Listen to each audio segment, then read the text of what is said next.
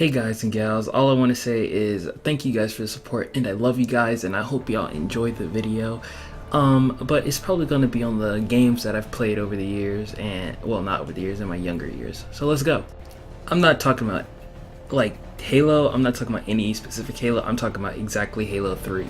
Now, Halo 3 is the games where you lived and breathed Halo. Like in my younger years, I spent most of my time probably making clans, beating my friends and other enemy clans at it, and it was just all-time fun. And honestly, I would give a lot to bring back to those days where it was like just joy of playing games. Halo kinda just makes me realize that, you know, games are bent on more like being competitive than just being fun, you know? But Halo 3 will always be in my heart because I spent most of my time and like made friends and lost friends in this. This is the game where you enjoyed.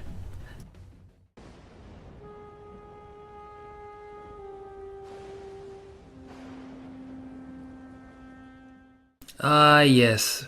The silent protagonist and his band of misfits. Halo 3 ODST, one of the darkest games in the Halo series and all that. And it has unique characters that have a little bit of a quirky introduction. It's Earth. Better late than never. You know the music. Time to dance. Replacements? This many years into the war, who isn't? At least they listen. To me. And they're not gonna like what they hear. This part of the series, it produced like one of the greatest stories of this, like what's behind the scenes of the soldiers. Like Master Chief is out, UNSC is kind of losing the war at this point, and Mombasa is being taken and being glassed during their whole mission, and it just brings a lot of characters and development into it, which is very good. Wake up, Buttercup. Relax, rookie. He don't mean nothing. Besides, now's one of those times. Pays to be the strong, silent type. Immediately after the whole introduction of the squad, we are taking place on dropping down to Mombasa after the Covenant has finished glassing the place. And we are caught by the shockwave of the subspace, which throws us off course. And then we're immediately introduced to the rookie.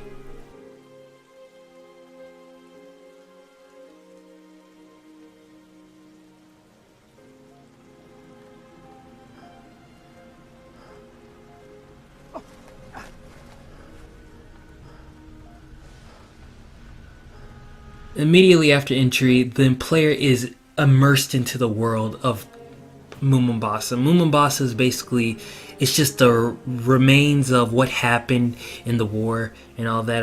And the rookie finds like stuff that happened during it, like with his squad, like Buck, who wants to find Dare, who is the naval intelligence, while he still leads the squad of ODSTs to, I guess, extract the I think it's the specimen, the engineer. And it kind of just brings a lot more like realism into it. Like, it's not just about the main character, it's about what's going on. There's different events that's happening in the war. As you already know, the squad is kind of acquainted with themselves and they already know what's at stake. And Buck is, especially because Buck wants to lead his men and try to make it survive, but he's also matured to the point where, you know, not everybody, you know, survives, you know. People are replaced. He even says in the beginning cinematics where, you know, people are replaced. And it kind of just brings a lot more feel to the connection of the soldiers. Like, the events that are happening, they all know, like, look, we have one job. We have one mission. We just need to get it done.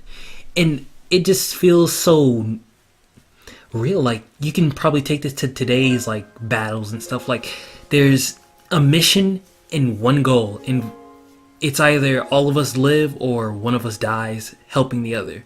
And it just feels good. It feels good to have that. Halo 3 ODST also has the best soundtracks in the series. The rain and the ambience, it brings a whole lot of immersion, and then a second later it kicks off with a gunfight, bring in the orchestra and all that, and it just feels so amazing while you're fighting with your friends, in firefight as well. I loved it.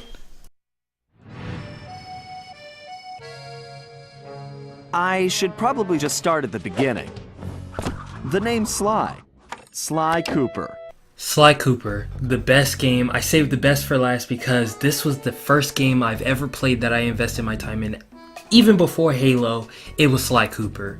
Now, Sly Cooper is a thievery raccoon who has a thieving heritage where he jumps around stealing stuff. And honestly, it's amazing how the game mechanics work. He has a friend named Bentley who is a turtle, and who also has a friend that's Murray who is the muscle, and he's also a hippo.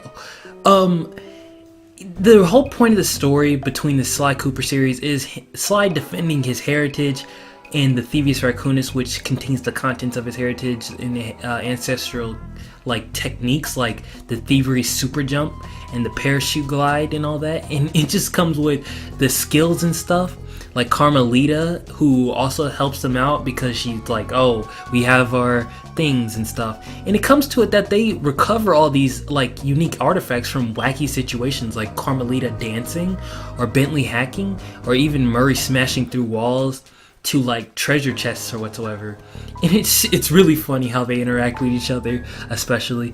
But the main point of it is with the final fights. Now Sly has fought final bosses like Dr. Nefarious, I think his name was, and Clockwork. Clockwork is probably the most prominent villain because he returned as a reoccurring villain in the second one because he got rebuilt as Clockla.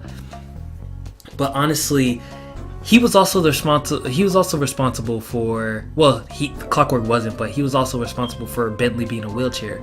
But the one thing I hated about the series, was how they left off on a cliffhanger.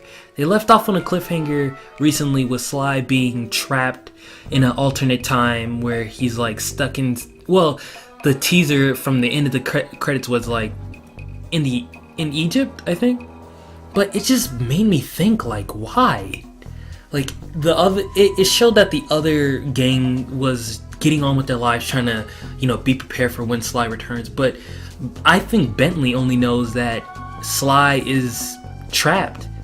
Honestly, it just brings to it that the Sly series has come a long way with Sucker Punch really just throwing a character out there, really the series really didn't have kind of high hopes like all the games, like Jak and Daxter, which is also one of my favorite games, but not really the best games that I've played in my younger years, And it just brings to the point where they just took a really big shot at a series that just grew into something. And I'm really excited for a game that they can probably, make that will be probably blowing out, the waters or something. But I just hope for it that they can return to the Sly Cooper franchise, She's just... Everyone knows who she is.